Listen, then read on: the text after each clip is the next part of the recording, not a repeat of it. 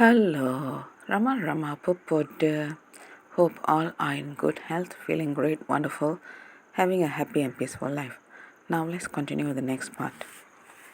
When the show comes to an end, the man addresses a few words in Urdu to his assistant, a young Mohammedan, who approaches me and asks me to enter a tent which stands at the rear, as his master has something special to show me. While the youth remains outside to keep back the press of people, I enter the tent with the gaudily dressed man. I discover inside that the structure is really a cloth partition flung around four upright posts and that it is quite roofless. One can see, therefore, almost as well inside it as out. A plain light wooden table occupies the center.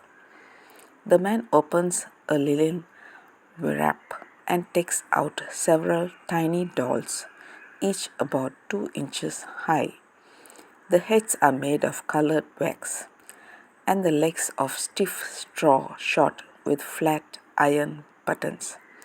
The man then places the tiny figures on the table, so that each one stands quite erect upon its iron buttons.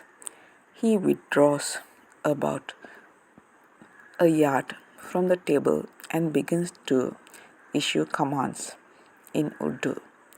Within a minute or two, the dolls commence to stir around the table and then to dance. He waves a short wand, much as an orchestra conductor wields his baton to beat time, and colored little figures dance away in perfect rhythm with his flourishes. They move all over the table's surface, but carefully avoid falling over the edge. I see this amazing display in full daylight at about 4 o'clock in the afternoon. Suspecting some trick, I moved nearer the table and examined it thoroughly, even moving my arms above the figures and below the table in quest of strands of thread. But I can find nothing untoward. Is the man not a mere conjurer, but a fakir of some kind? He then proceeds to indicate by means of signs and words that I should point out different parts of the table. I do so, and on each occasion the dolls mass themselves together and dance in a body towards the precise direction which I indicate. Lastly, he shows me a rupee piece and utters something which I intuitively divine as a request to produce such a coin. I take out one from my pocket and place it on the table. Almost immediately, the silver coin commences to dance across the surface towards the fakir. When it reaches the further edge of the table, it falls off and rolls over to his feet, where it suddenly stops.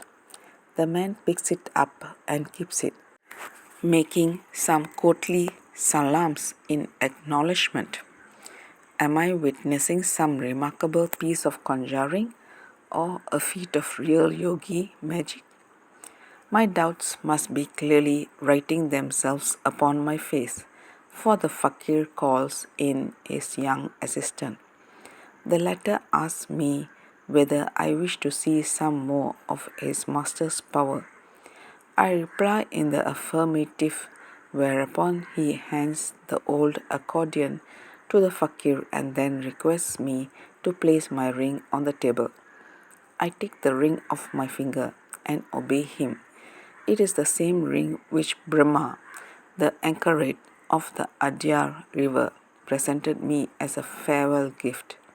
I watch its golden claws and greenish tone, the while the fakir withdraws a few paces away and issues command after command in Urdu. At each word, the ring rises into the air and falls again.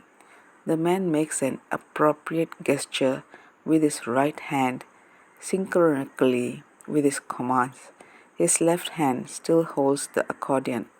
Now he begins to play the instrument, and before my astounded gaze, the ring starts to dance upon the table in harmony with the music. The man has not approached it, has not even touched it. I do not know what to make of this remarkable performance. How is it possible to transform so mysteriously a piece of inanimate matter and to make it into an object that responds to verbal commands? That's all, folks. Let's continue the next part. Thank you. Bye bye. Rama Rama Popoda.